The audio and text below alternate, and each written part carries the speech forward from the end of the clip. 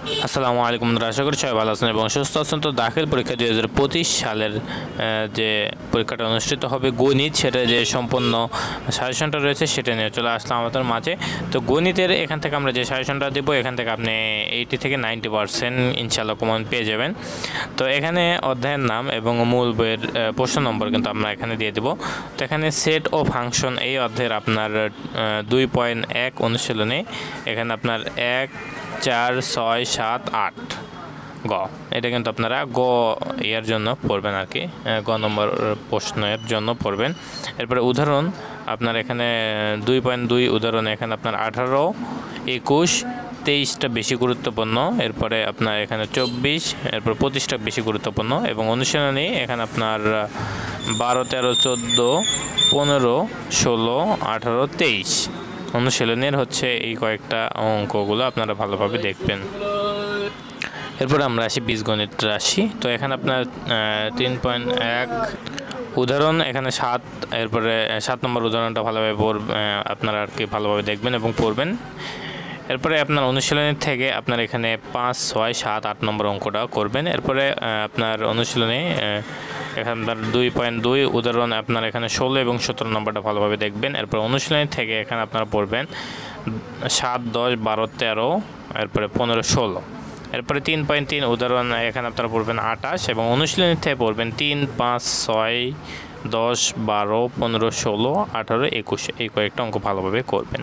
এরপরে এখানে আমরা আসি সূচক ও লগারিদম। তো এখানে আপনার 4.1 উদাহরণ এখানে 2 এর খ নম্বরটা ভালোভাবে পড়বেন। এরপরে 4, 5 এটা পড়বেন ভালোভাবে। অনুশীলনী থেকে 7, 8, 12, 15, 19, 21, 22 এটা বেশি গুরুত্বপূর্ণ, এটা ভালোভাবে পড়বেন। এরপরে আপনার এখানে 4.2 উদাহরণ এখানে আপনার 10 নম্বর পড়বেন। অনুশীলনী থেকে আপনারা অঙ্কগুলো করবেন 1, 2, এরপরে 4 এবং 5 নম্বরটা এখানে গুরুত্বপূর্ণ। 11 নম্বর অধ্যায় এখানে উদাহরণ আপনারা পড়বেন হচ্ছে 6, 11 এটা এই দুটাই গুরুত্বপূর্ণ, মানে মূল কথা এই স্টার যেগুলো দেওয়া রয়েছে সেগুলো আপনারা ভালোভাবে অঙ্কগুলো করবেন। এরপরে 11.1 এর 7 এবং এখানে আপনার 11, 12 এবং 23 এটা হচ্ছে গুরুত্বপূর্ণ। এরপরে সমীম ধারা এখানে 13.1 উদাহরণ এবং 13.2 উদাহরণ এখানে আপনার 13.1 এর উদাহরণ 2, 3, এরপরে আপনার 13.2 এর উদাহরণ 9 এটা ভালোভাবে পড়বেন। অনুশীলনের আপনারা এখানে হচ্ছে 13.1 এর 6, 8, 13, 15, 16, 19, 20 এটা পড়বেন। এরপরে আপনার 13.2 এর অনুশীলনে 7, 8, 9, 10, 11 এটা ভালোভাবে পড়বেন। ব্যবহারিক জ্যামিতি এখানে আপনার 6 নম্বর উদাহরণ 2, এরপরে অনুশীলনী থেকে আপনার 19 এবং 20 নম্বর অঙ্কটা করবেন। এরপরে এখানে আপনার ব্যবহারিক জ্যামিতি 7.1 এর সম্পাদ্য উদাহরণ আপনার পড়বেন 1, 2 এটা গুরুত্বপূর্ণ। এরপরে আপনার এখানে অনুশীলনী থেকে আপনারা এখানে পড়বেন 3, 4, 5, 6 এরপর উদাহরণ এখানে আপনার হচ্ছে 2, 4। এরপরে 7.2 এর সম্পাদ্য এখানে আপনারা পড়বেন 4, 5 এটা ভালোভাবে পড়বেন। এবার উদাহরণ থেকে এখানে আপনারা 3 নম্বরটা পড়বেন এবং অনুশীলনী থেকে আপনারা পড়বেন 13 এবং 16 এটা। এরপরে এখানে আপনার 7.3 এর আপনার পড়বেন অঙ্কগুলো করবেন 19 নম্বরটা। তারপরে বৃত্ত উপাত্ত এখানে আপনার উপাত্ত 18, 20, 21, 23, 26 এরপরে এখানে আপনার 8.1 এর 7 নম্বর অঙ্কটা করবেন। এরপর 8.2 এর 1 এবং 2 নম্বর অঙ্কটা করবেন। এরপরে এখানে আপনার 8.4 এর সম্পাদ্য 5, 8, 9, 10, 11 5 নম্বরটা বেশি ইম্পর্টেন্ট, এটা করবেন। এরপরে 8.5 এর 18 নম্বরটা পড়বেন। তো এগুলোর মধ্যে থেকে যদি আপনি পড়েন ইনশাল্লাহ আশা করা যায় এখান থেকে আপনি 90 থেকে 95% কমন পাবেনই। এরপরে পরিমিতি এখানে 16.1 উদাহরণ নম্বর আপনার 3, 4 এবং অনুশীলনী থেকে 5, 9 যে অঙ্কটা রয়েছে সেটা পড়বেন।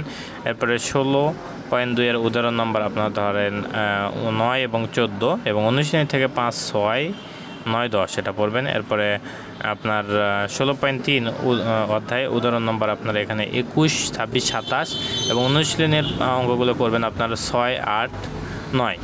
এরপরে এখানে আপনার 16.4 উদাহরণ 33 অনুশীলনী এখানে আপনার হচ্ছে অনুশীলনী যে অঙ্কগুলো করবেন 9, 11, 16, 17 এটা। এখন আসি ত্রিকোণমিতি অনুপাত। তো ত্রিকোণমিতি এখান থেকে কিন্তু অঙ্ক এসে থাকে বেশি, এখান থেকে অঙ্কগুলো কিন্তু আসে, একটা থেকে দুইটা কিন্তু অঙ্ক আপনি এখান থেকে পাবেন। তো 9.1 উদাহরণ, এখানে আপনার 9.1 অনুশীলনের উদাহরণ পড়বেন 8, 9, 10, 11, 12 মানে সবগুলোই পড়বেন, তবে স্টারগুলো যেগুলো রয়েছে সেগুলো বেশি ভালোভাবে পড়বেন।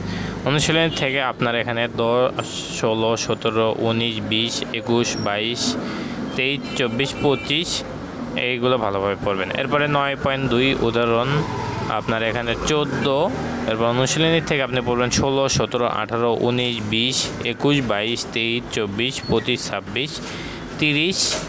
এরপরে এখানে আপনার 10 অনুশীলনী আপনার 10-এর এখানে আপনার ত্রিকোণমিতি অনুশীলনী 10-এর এখানে আপনার পড়বেন 10, 18, 19।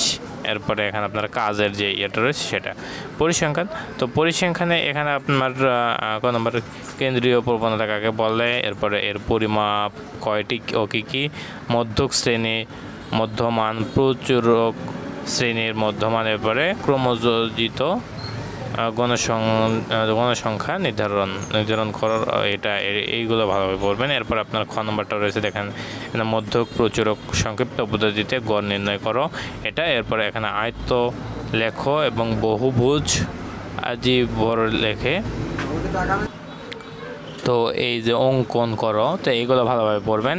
তো আশা করি সবাই বুঝতে পারছেন, এবং সকল বিষয়ের সাজেশন কিন্তু আপনি আমার ইউটিউব চ্যানেল এবং ফেসবুক পেজে পেয়ে যাবেন। সবাই ভালো থাকবেন, সুস্থ থাকবেন, আমাদের সাথে থাকবেন। আসসালামু আলাইকুম।